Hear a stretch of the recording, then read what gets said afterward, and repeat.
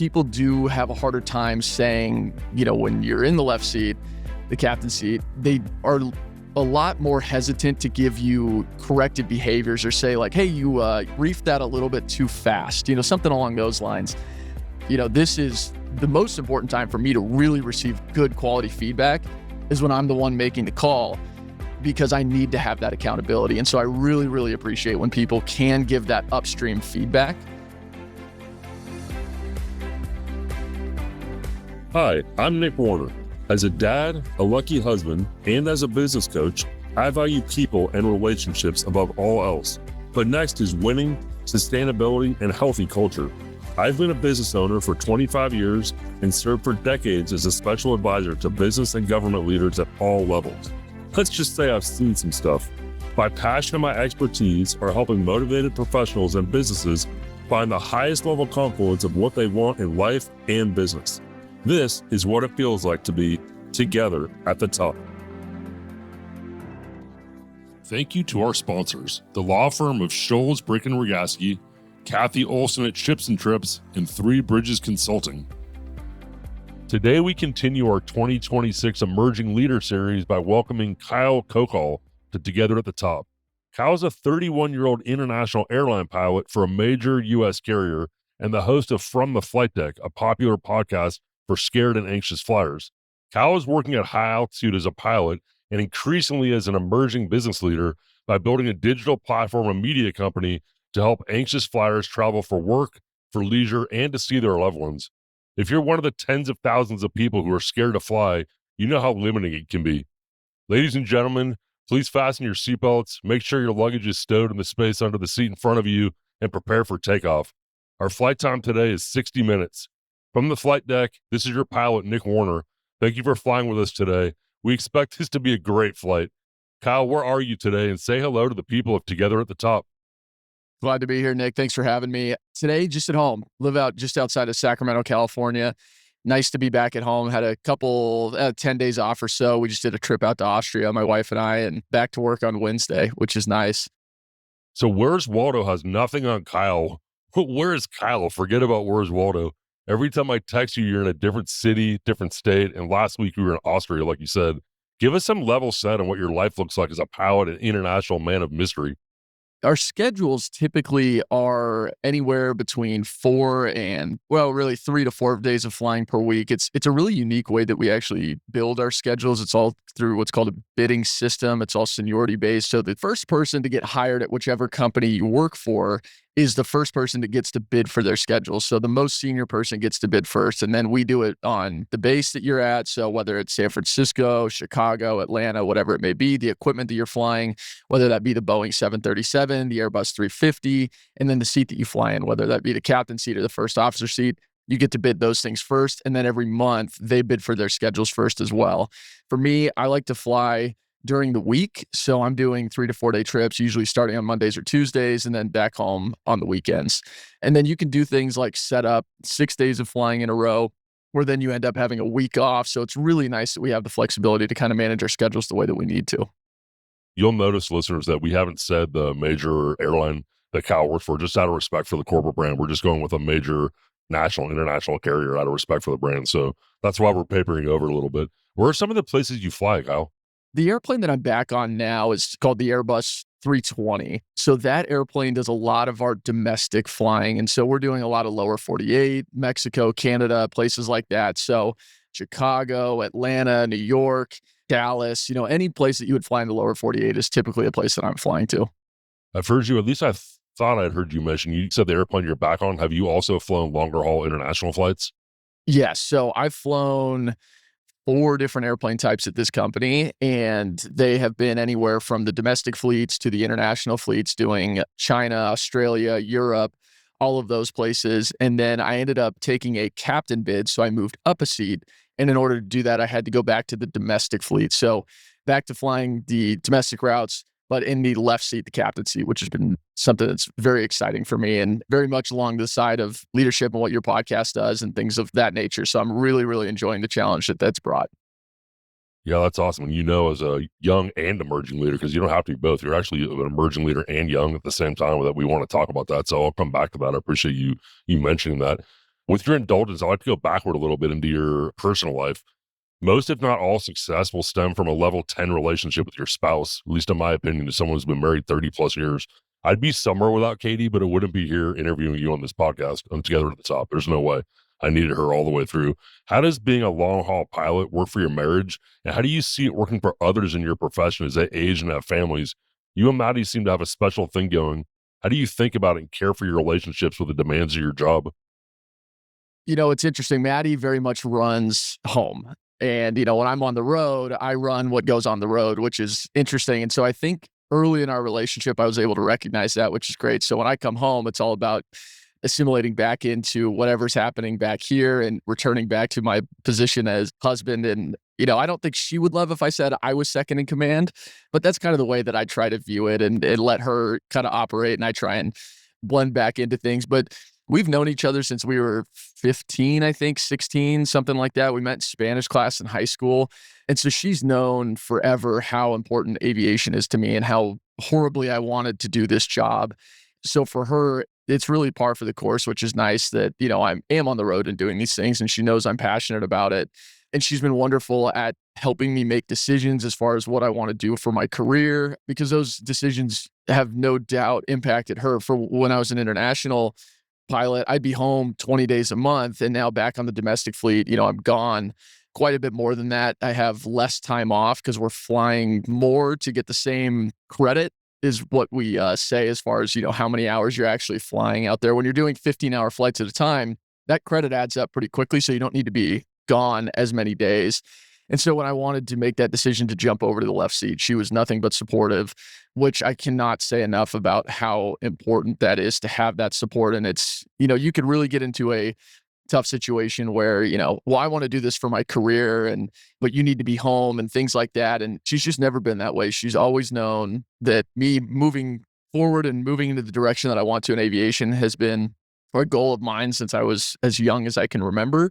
And then in addition, she also helps me recognize, hey, what is it that I actually want next? Because what you may not know about the aviation world is there are steps beyond being a first officer and then being a captain. You can go into the training world. You can do all these different things. We have amazing unions. We have a great company management. You can go either one of those directions and start working in those areas. And so she's really, really impactful at helping me understand, hey, what is it that you actually want next? Is this a job that you want, or is this more of a, it seems kind of interesting on paper?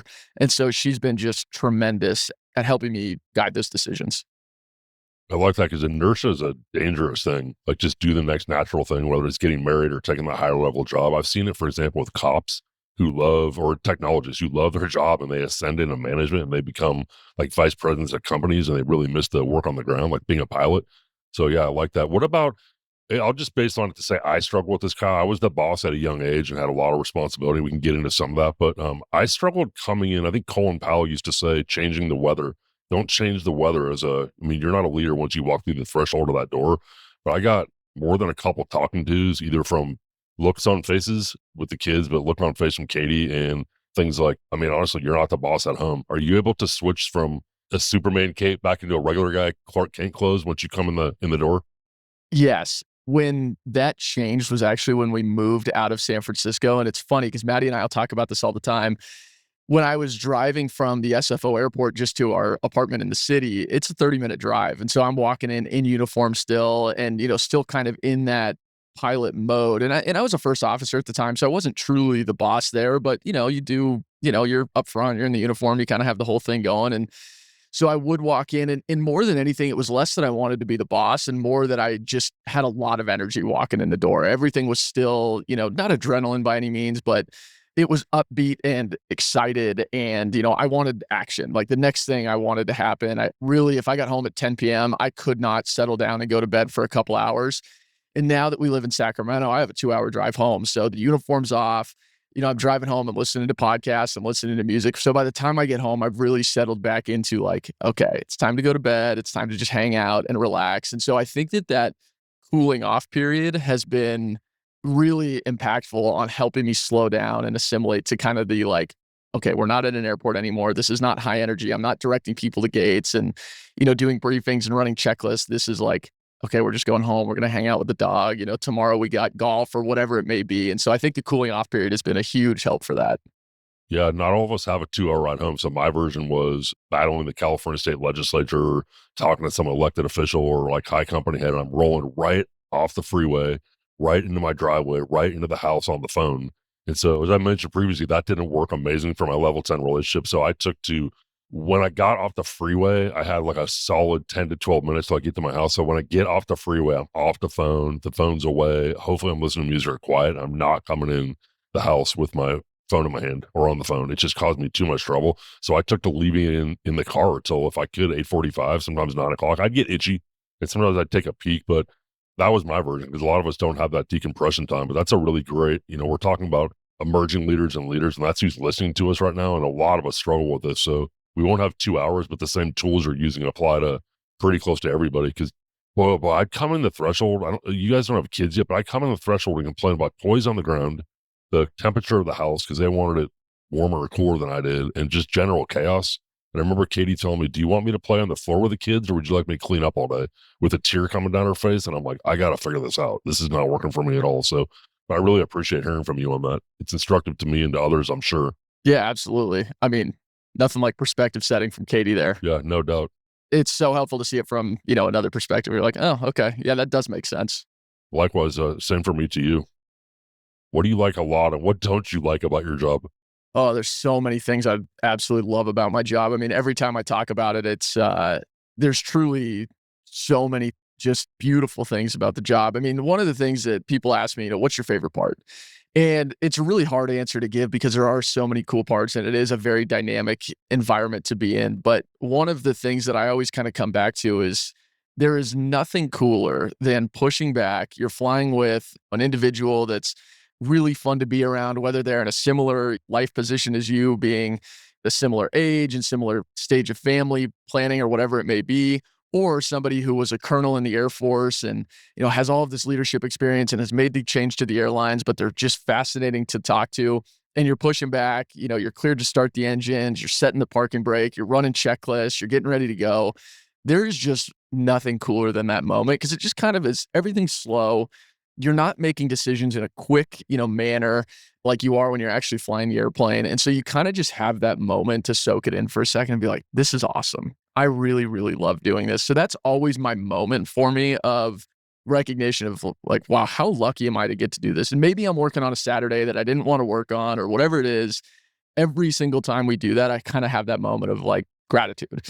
So that's one of the really cool things. Another element that I love about it is the people that you're flying with, you do naturally have a lot of similarities too, because you're in this very unique position that people don't just fall into. You don't kind of find yourself being an airline pilot, especially nowadays. You have to go either the civilian route or the military route, things like that. And so there's just a lot of similarities in the people that you're flying with. And so it's certainly the exception to the rule if you find somebody that you don't have a ton in common with and the conversation's just flowing. So it's really stimulates the brain to have those conversations and meet people of all walks of life that ended up in the same flight deck as you. Things I don't like, the hard stuff is when you're experiencing severe delays, there's really nothing you can do about it, but you're trying to have that conversation with the passengers and empathize with the position that they're in, but also try to give as much quality information that you can without over promising and under delivering. That's the hard thing that I find because I'm a very naturally optimistic person. And so I always want to say, yeah, the delay is 2 hours, but it may get better. And I have to fight that urge because I know that likely it's not going to get better. My first 6 months as captain, I really had to change the way that I would make those announcements and empathize with folks. And instead of giving an overpromise and underdeliver, I had to switch it to kind of underpromising and over-delivering, which is hard. That's not naturally the way that I want to do things because I want them to feel like, hey, we are taking care of you. Things are getting better. And, in most circumstances, especially when it's weather related or anything like that, construction related at an airport, we just don't have any control over that situation. So those are the things that I find the most challenging. It's not that I don't like it, but it is certainly the most challenging element. What about maneuvering through busy airports? I don't even notice it anymore. I've just been doing it for so long that, you just kind of naturally go where you're going and it ends up becoming just so a part of the everyday that you just don't even think about it. Is it stressful? And if so, how do you deal with that? There are elements that can be stressful. Like I said, when we get into the delays, that's where I find that I start to become emotionally exhausted at the end of the day. Like we had a flight that was, I think we were going Des Moines, Iowa to something like Denver. It was just one of those days where the weather was crazy at the arrival airport. And we ended up with like 6.5 hour delays. And I was trying to make announcements, and we had deplaned the aircraft, and we had taxied out and taxied back in, and the whole thing. And so I'm trying to level set with folks, and you're hearing people's stories of, well, my grandfather is short for this world. I'm trying to get to Denver to be there with him, and you get those sort of stories going. And my job is to compartmentalize. I need to not think about things like that, but you hear it and you do empathize with these folks. And so trying to help them make the best decision and trying to give them guidance on, hey, I would change a flight or I wouldn't change your flight. Here's the reason that we're delayed. The airplane's fine, but the airport's not. So going through those things, that becomes emotionally exhausting at the end of the day. And so that's where I find when we get to the hotel, I'll have felt like I had just done, a 15-mile run or whatever it is.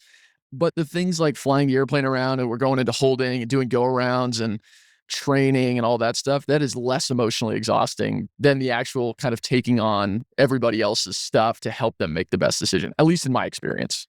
It's not to say I like that you're stressed, but I like that you care. Like a little caring goes a long way, but you're also pointing out over empathizing could be a problem.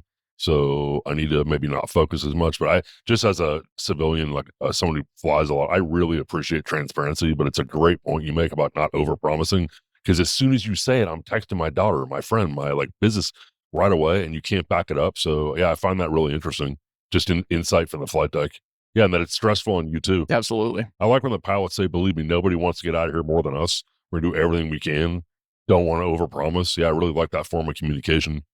It does seem to go a long way to be able to have that conversation with folks and say, hey, we are here. We are human. We are seeing what you're experiencing here. We also want to get you on your way.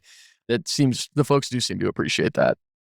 The worst is, and I'm blatantly lobbying here, no communication is like hell in the back of the plane. It's the worst. You have no idea what's going on. And it's not uncommon to sit there for a long period of time and hear nothing from the flight deck.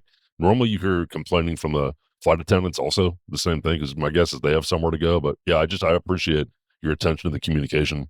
And it's so interesting to know what adds to your stress. I never would have thought about that.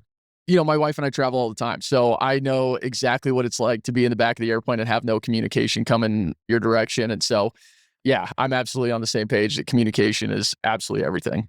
There's a few people rolling their eyes at me about me being in the back of the plane. I'm back of the plane from your cockpit. I'm probably not in the back of the plane, in all fairness.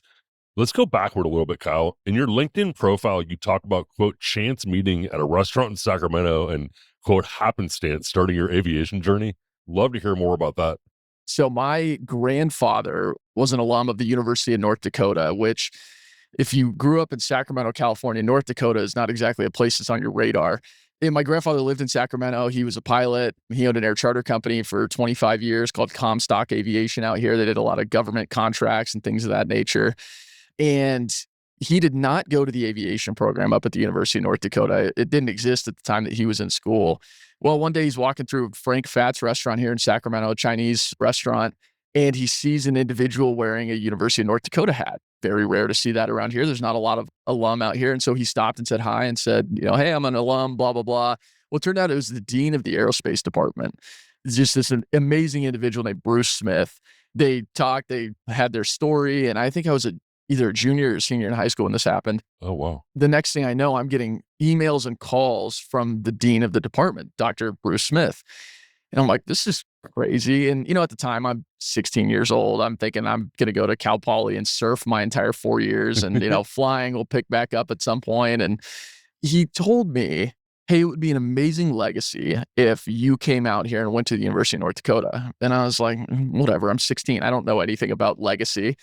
My mom, all credit to her, said, Grandpa never asks you to do anything. Will you just please put in an application and let's just go see the school. Let's go see the facility. If this is really what you want to do, this is something you need to be serious about. I'm like, all right, put the application in, go out there, check it out. We get on campus and look at the aviation department, and immediately I thought, okay, this is absolutely where I need to be.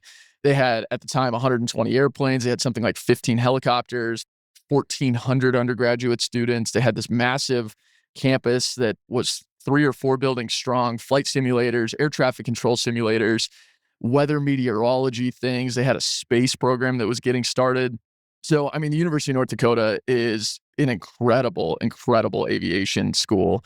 And that was what led me there. It never, ever would have been on my radar had my grandfather and Dr. Smith not had met at Frank Fat's restaurant. I never would have gone there. And it completely changed my life. One of my best friends in the world I met the first day of freshman year. He has been so impactful in helping me start this business that we're going to talk about, all of these different things. So that was one of those catalyst moments that absolutely changed the course of my life without question. Super interesting. And just fun fact from Sacramento, my wife, Katie Warner, her dad, Michael Groff, has a master's in space law. You just mentioned it, from University of North Dakota. Does he really? Yeah, he's a lawyer, and he left here when they opened that program, and he went through that program. There weren't the jobs then that there are now, and he's mostly aged out of the workforce, but he did that program and spent a little time in that space law administration. That's awesome. Isn't that crazy? Small world. UND's got some really interesting programs up there. I'm going to blow this so bad. Bison? Buffalo? Well, it used to be the Fighting Sioux. Okay. And then it went to the Fighting Hawks, and the Bison are NDSU, North Dakota State. Oh, man, I knew I was blowing that so bad. They're the football program, and the University of North Dakota is the hockey program. All right, duly noted. Leading at a young age. Kyle, I was running my own company and serving mature organizations as a special advisor and chief of staff at 30 or so. I had my own path and experience as a young leader with a ton of responsibility. But my job then as a lobbyist, and even my job now as a business coach, does not involve life and safety for 150 plus people on my plane every day. I had lots of doubters, especially because of my age, and I felt like I always needed to watch how people reacted to me, good and bad, if I was going to maintain trust and confidence. How do you experience high levels of success and responsibility at a young age when you're often the boss or superior of people much older than you in that cockpit? I was worried about that when I upgraded. That was one of the things that I was very conscious of. It has turned out to really be a non-factor. And I think that this is a huge vote of confidence in the airline pilot community. Everybody there has massive respect for each other because we've all been through the training together. And we know it's a seniority-based system. When we're in the flight deck, you've got a captain and a first officer. And depending on how long the flight is, you may have multiple. But when it's just the two of you up there, both of us have been trained to fly the airplane essentially by ourselves. One person is just assigned the position of first officer, which would be to say the second in command. And the other person is assigned the position as captain, which would be the pilot in command. So we separate it that way. It's not like we rock, paper, scissors for it or anything like that. And it's just assigned and we're trained that way. And so there's just this inherent respect that you are the captain on this flight. You are the first officer on this flight, whoever it may be.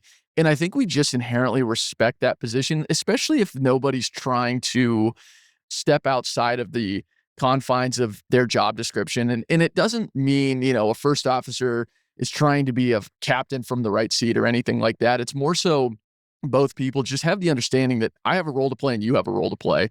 The captain tends to be the one that looks at the overall operation and tries to make decisions on, hey, are we going to deplane the aircraft? When we're running into one of these delays, to bring that point back up. My role in that is to make the ultimate decision, but I'm absolutely going to consult the first officer, consult the flight attendants, and we're going to make decisions as a team. Everybody just has inherent respect for each other's positions, which is really, I think, one of the strongest safety features that we have in the aviation world is everybody knows their role and plays it exceptionally well. And so I've had no issues being a relatively young captain. I've flown with colonels in the Air Force that have retired out of the Pentagon and have been nothing but respectful, calling me sir and things like that, which I always kind of get a giggle out of. But they're just so kind and genuine. And I always turn it back to them as well, because I recognize, Nick, as you very much do, that I have a lot to learn from whoever's in the right seat. I do not view them as somebody that is secondary to my role. I just view the roles that we have are being supportive of each other. And so I always like to look to the right and say, hey, what can I learn here? How can I improve? And I think that probably helps a little bit too. And kind of maybe the approachability. Yeah, not being a know-it-all, super helpful. Totally. There's so much to know here. Our manuals are 7,000 pages long or something along those lines. And so you got to have a good team. So what about if you have to, discipline may be too strong of a word, so it has like legal connotations, but what if you have to check somebody and there's an age gap, as an example? Does that come into play at all? Or overrule somebody? I fortunately have not had any of that come into play. But what we do, and this is a really good setup that we have as well, is we have debriefings at the end of every single leg. And so those debriefings can be very simple. And hey, everything went fantastic there. We flew a great approach. We communicated well, things along those lines.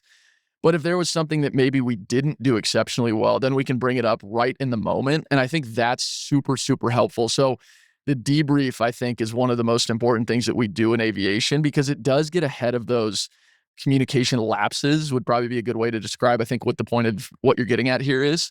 And I take that into the other things that I do is like, okay, let's talk about that as it happened. Did we do the right thing here? And if not, how can we change it moving forward? You make yourself vulnerable as a captain in some degree in those conversations too. Maybe that balances some of it out.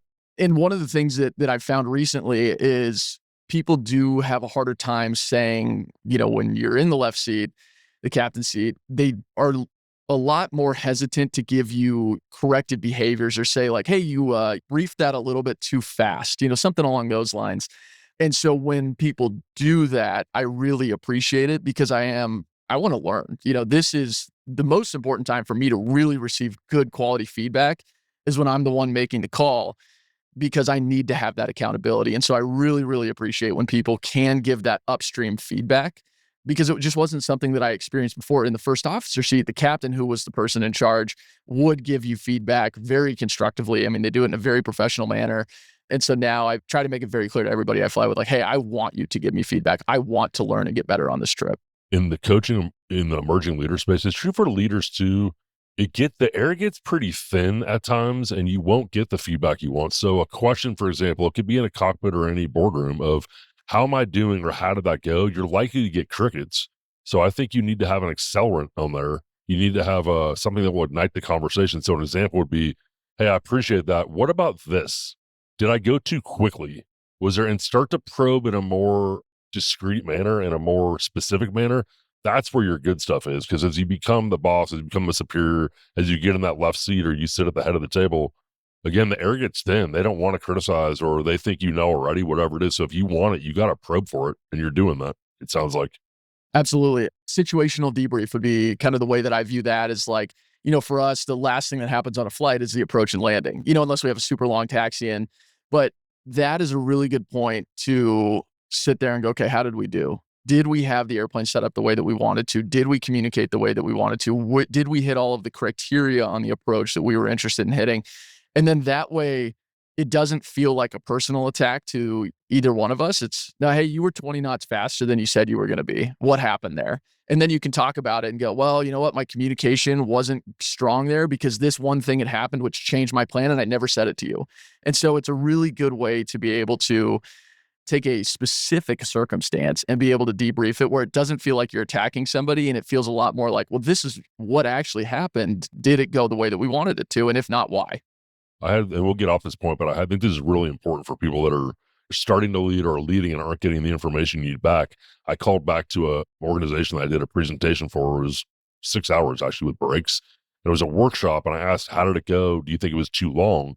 It went great. No, I think it was good. I said, do you think it was too much content in that time? And the person said, actually, it was a lot. And one of the participants came to my office after and said, were we supposed to get all that in the first session or is Nick going to break that down going forward? And I said, that's really helpful. Do you think I talked too much? And he said, I don't think you talked too much, but I think there was more information, intellectual property in that room that you could have harvested. That was golden for me. But when I got up front, Kyle, was great. It went really well. It was those follow-up questions, the probative questions were my pickaxe. And that's where I got the gold. Really helpful for me. But it started with, no, it's all good, Captain. Okay, can I ask you some additional questions about my speed, my communication? Vulnerabilities, another place where they're seeing you or they're seeing me is, some version of you have it all figured out. I do not. And so again, an example for me might be, I just wanted to ask, did I fully hear that? Did I hear that correctly? Did I interrupt you? Because you've told me before I've interrupted you during briefing, and like make myself vulnerable. Not vulnerable like I'm going to cry, but vulnerable. I want the information. I think I suck at this. Can you give me some input? What I don't want is crickets. That's what I'm guarding against for you and for me is crickets, because there's information there. We need to get it.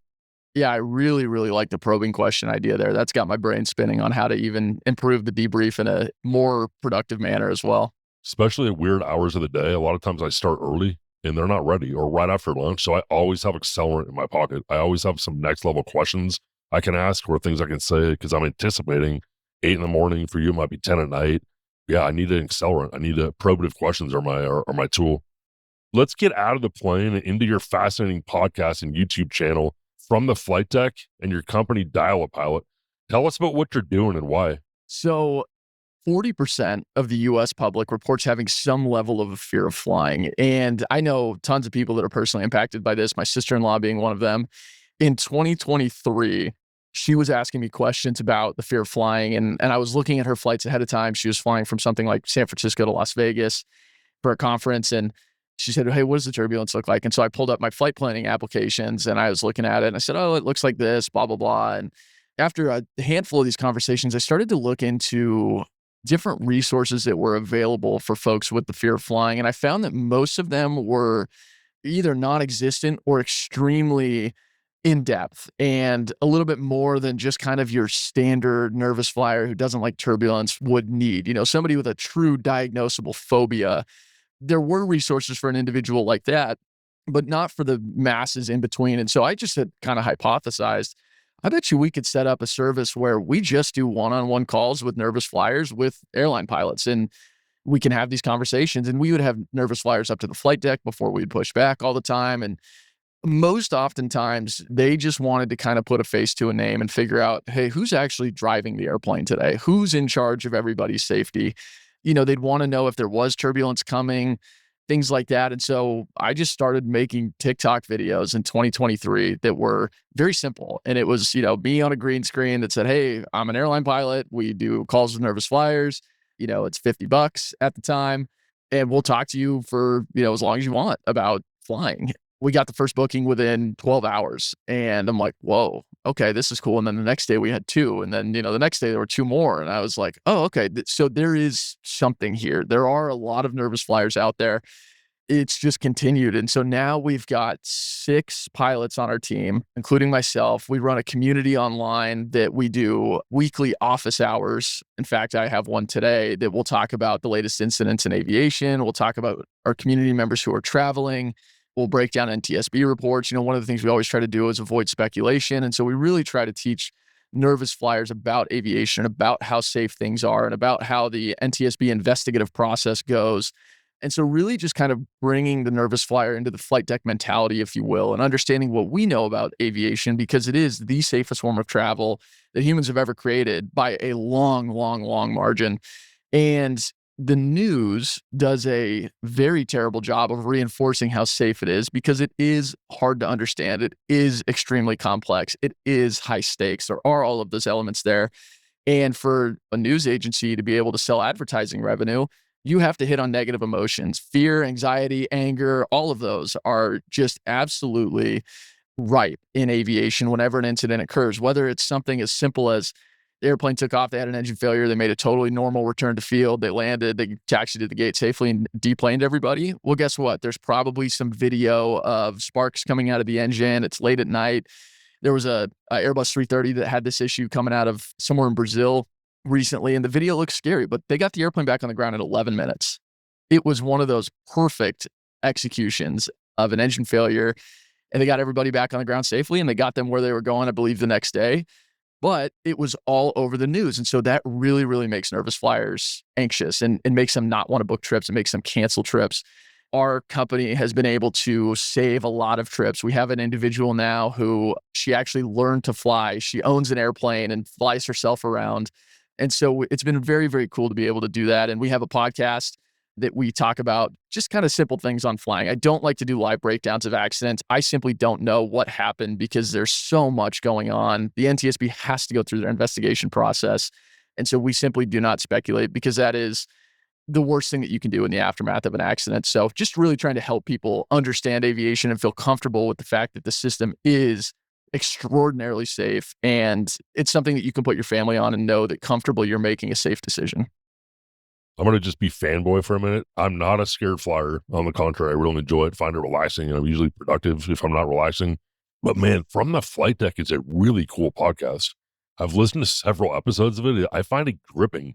That's not a word I use. I think that was a word when you turned me on to it, I listened to it. And the way you guys go back and forth between the real footage from the tower and from the cockpit, and then stop it, and you talk about it as a captain, as two captains, it's really, really interesting. I don't think it's just for nervous flyers, but I can certainly see where that would help nervous flyers.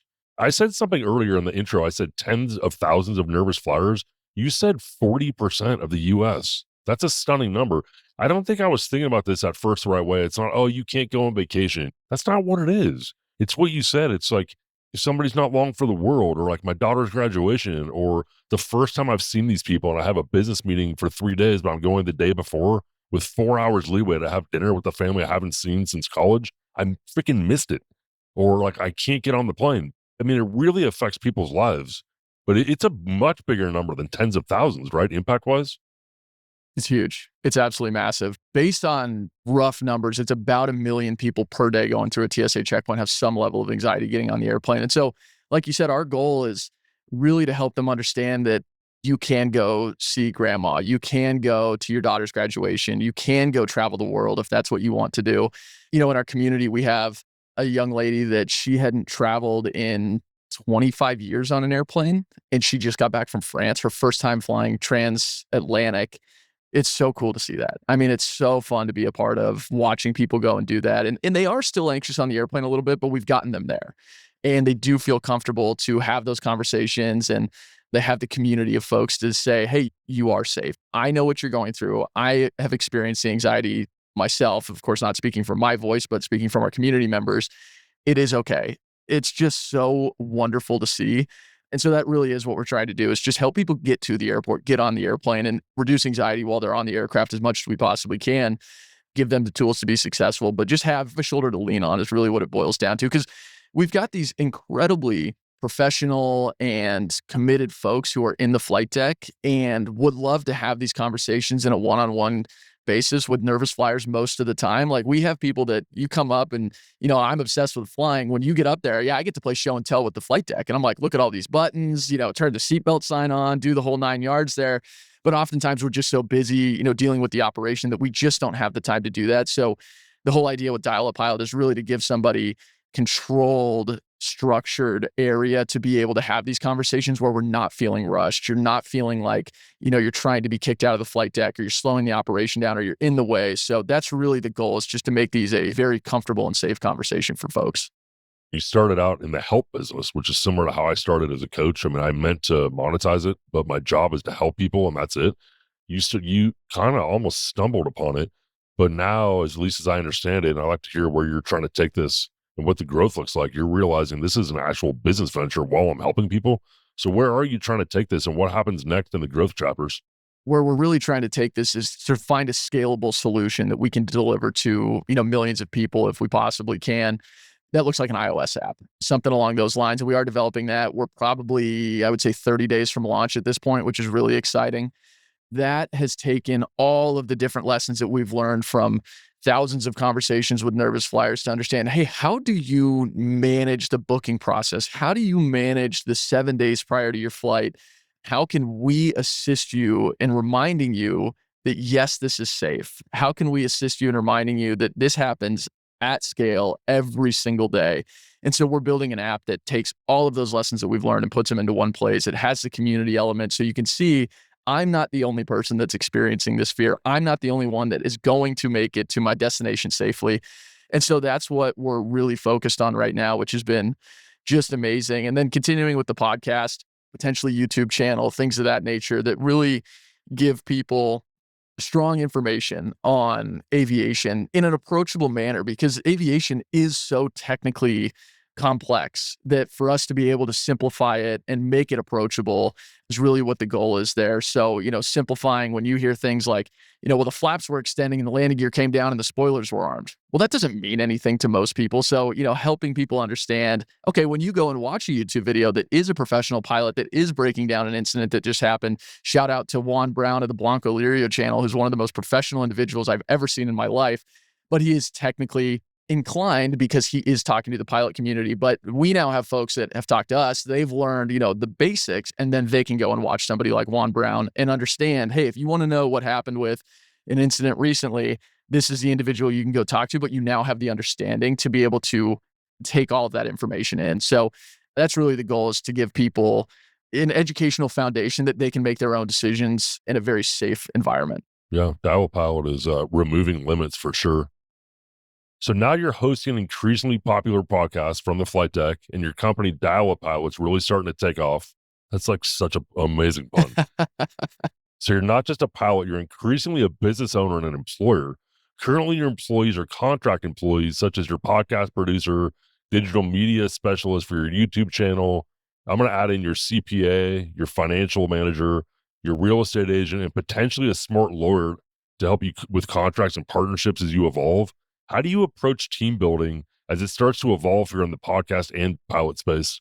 We are in a unique space because we are so contractor heavy and we don't have full-time employees. And so I'm working with very technically proficient people who are very autonomous in the way that they operate. I like to have, just quick, very informal one-on-ones with folks that, my pilot team, for example, these guys are consummate professionals. I very much view them as mentors. Many of them, two are retired captains from international airlines. The remaining are active. One's a colonel from the Marine Corps who was a commanding officer. I mean, all of these just incredible folks. And so we'll have conversations that are, an hour in length because we're just kind of catching up about aviation and what's gone on recently and lessons learned from the flight deck and stories of things that have gone on. And then I'm able to hear from them, hey, what's going on in, the dial-a-pilot world? What are the conversations that you're having? That really helps me inform my decision making. We keep all of our folks in the community as well. So our pilots are in the community.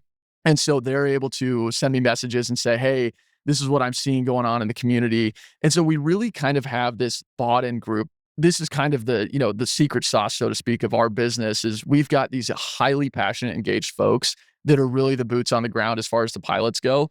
That is an intangible. To be able to repeat that in any other operation is certainly challenging. And so those guys are very much individual one-on-one kind of conversations. On our digital media side of things, because that's really where my time is impactfully spent in order to help people be aware that we even exist, I'm spending a lot of time talking to our digital media folks, coming up with ideas, hearing their ideas, because I very much try to take the perspective that I know the least in the room. And so I'll kind of throw an idea at the wall and hear everybody else talk about it, and then that'll inform a decision that I make. And so that's really the direction that I go. So I kind of keep everybody individualized because they all then feed me the information and I can drive the direction of the boat. And it's not that I don't want them talking to each other or anything like that. In fact, one of our pilots that we hired early on, he hired the rest of the pilots. So they probably talk to each other all the time because they're buddies. And then they'll come to me and say, hey, we noticed this. What do you think? Can we make a decision here? It's really, I think my most impactful thing is giving everybody the opportunity to say, hey, this is the direction that I think we should go. And then I can make a decision based on that. Everybody's so invested in what we're doing, which is really cool.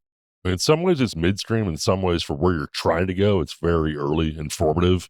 But one of the things you and I have discussed, and we've gotten to know each other better in this business space, is that you are, in fact, the leader of a team in your dial-a-pilot pursuits, and that you need to set a tenor and tone right away. Just from listening to you, we learned if you don't care and if you aren't responsive, you will not be able to work for or with Kyle. Right. Absolutely. Investment in what we're doing, I think, is so important because it is a very passion-forward industry. Like our digital media guy, he is a passionate aviation individual. Like he knows unbelievable amounts about the Airbus 320, which is the airplane that I'm flying. He is not a pilot himself right now.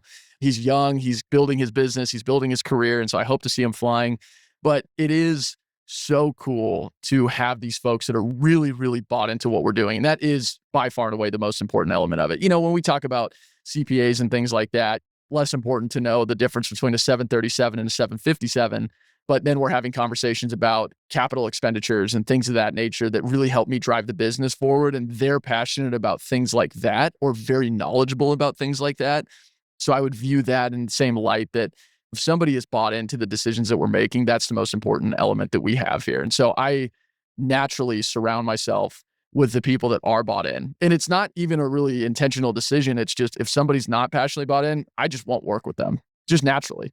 Yeah, the challenge for leaders in team building, I think you exhibit this nicely, and especially catching you at 31 years old and formative stages of not your pilot career, but of the business career, is for the A executive, I would envision you as the A executive, to use their A network to find other A executives or discrete subject matter experts, and then back to you as the A executive to put those executives or teammates in A positions over time to have them succeed. And so you're early stage in that. But one thing we know right away, not responsive, not bought in, is not going to work. And then after that, Kyle's going to recruit top people, and you and your team will put them in position over time. And if they do great, great. And if not, then they'll run out and you'll have a bench for somebody else.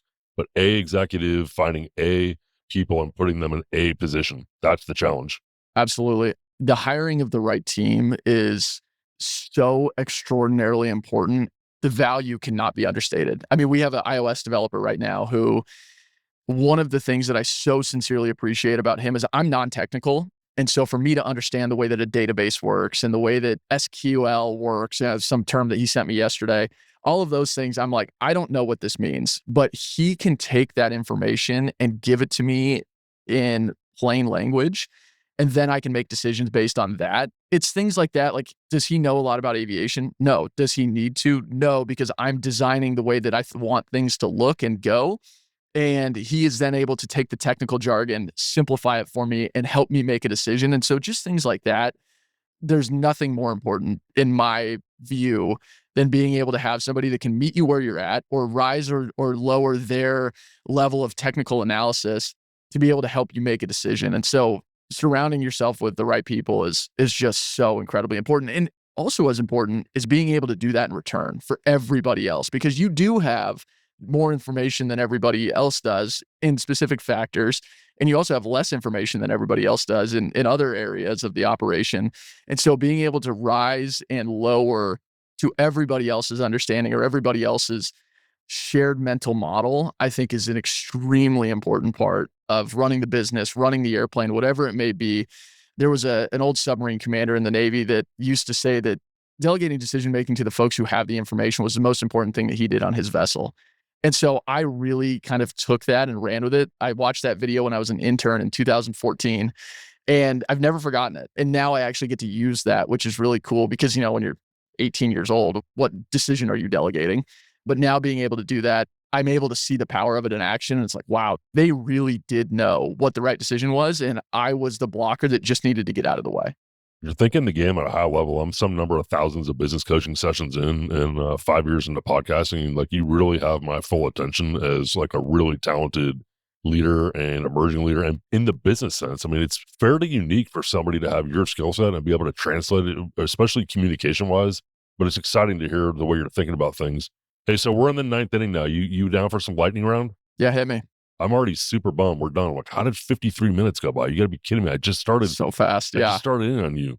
When you're not flying or helping HS Flyers, what do you do for fun? Well, I'm hanging out with you on the golf course. I like that. I play a lot of golf these days, which is a blast. So we got a tournament coming up here soon, playing with my good buddy Don. And so we're hoping to go out there and put a couple good rounds together. Yeah, this notion that I like to ask successful people at all stages, like, what do you do for fun? Because people that work for and around you, all they see is game face and they don't think you're doing anything fun.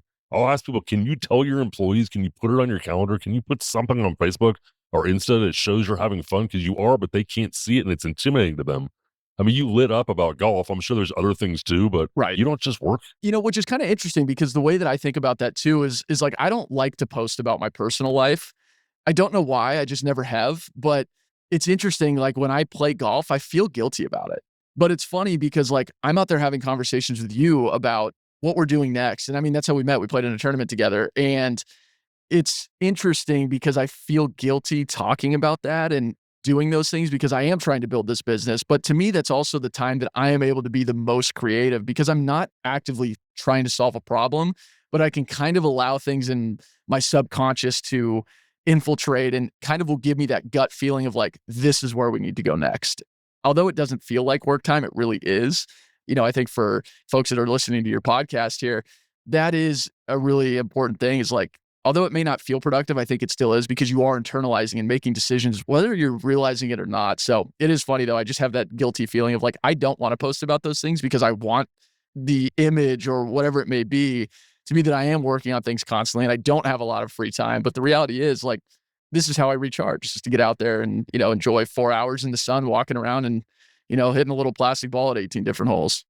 I think it's modeling good leadership behavior. Let the world see it increasingly. I understand your reticence, especially your age. I do. I think what you're doing is modeling good leadership behavior. Let other people see it. Other people see and feel your balance where appropriate. What do you still suck at, and how are you going to get better at it? Ooh, what is something that I really need to work on here? I take a long time to make a decision. I think that's the big thing that is something that I like. Well, I'll get a feeling or I'll start to kind of let a problem slip that I know needs addressing. And I just will really delay and procrastinate on actually making the decision on cutting the problem off at the source. Not long ago, a year ago, we had an issue and it took me like 5 days to resolve it. And it really started to compound into a problem. It was something that I just really didn't want to deal with. And so that's something that, it's funny when I set up my Claude desktop app now, I told it like, I need you to make me make decisions quickly because I will try to drag my feet on things like that. So that's the big one that in my mind, like needs to be tackled. And that's in the business sense. When we're in the aviation world, because they train us so well, you can make decisions in a split second. You just know it's the right decision or it's at least a safe decision. So in the business world, dragging my feet on decisions. Yeah, and I appreciate what you said, that it compounds on me because of not making a decision has a compounding effect. What's the best advice you've ever been given, Kyle? It's got to be listening to the folks that are in your circle and being able to take that information and make a educated, safe decision on what's going on. I put a ton of value in everybody around me, whether it's the first officer, the flight attendants, the gate agents, the folks in Dial-A-Pilot that we're talking to. I really put a lot of stock in what they have to say. And then when it's my turn to make a decision, I've really tried not to appease them, but use the information that they have to make the decision that's best for the practice. And so I think that video, the Admiral, has been really impactful on my life and things of that nature. I had another captain mentor of mine who really kind of led me down the right path of do not follow the flock. Just because everybody else is doing something doesn't mean that that's the right decision for you. That was super impactful for me. And it really kind of let me take the chains off of, okay, yeah, everybody is coming to the international fleet because there's more days off here and nobody's upgrading to captain because it's less time off. But that's not what works for my career. That's not where I want to be. Hearing him give me that information, I really internalized that. And he's somebody that I look up to this day. And whenever I see him, I'm so excited to be able to say, hey, I did it. And you were the reason that I had the confidence to make the jump. Those are the two that really stand out to me. Power of mentors and great advice and a little bit of humility from you. Humble, successful. It doesn't just mean like, oh, I give credit away. It means, no, I genuinely listen and I want the input and I go seek it. What haven't I asked you about and what are you most excited about going forward as we close out here? I'm just so excited about where we're going with the potential scalability of Dial-A-Pilot. I'm really, really excited to see where that goes. I think that what we're building right now is going to have the opportunity to impact millions of lives and being able to help people travel and see the world. I mentioned earlier, my wife and I just got back from Austria. It was one of the most incredible trips I've ever taken. It was peaceful and restorative. It brought us together even more than we already are.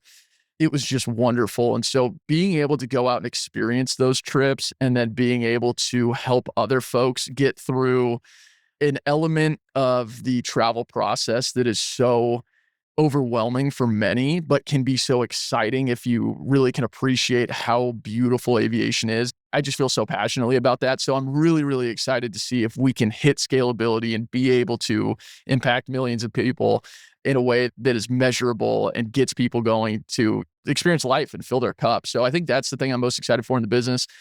As far as flying professionally, I'm really, really enjoying learning how to be a captain and learning how to best impact the folks that I have had the opportunity to fly with. I've flown with so many amazing captain mentors who stand out to me, and I could rattle off so many names. The folks who have impacted me in such a positive way and have left me in awe of how well executed their role is and the leadership positions that they play. And so to be able to have the opportunity to learn that and be able to hopefully serve as that mentor for somebody else someday, I think is what I'm really, really looking forward to. And I know that that's a process that never stops and you're always learning, and you will not do it successfully on every single trip, but to try and come home at the end of the day and give myself the debrief of, okay, did I meet the goals that I had for this trip? Did we operate the aircraft at the absolute edge of perfection? We'll never reach perfection, but we can try to get close.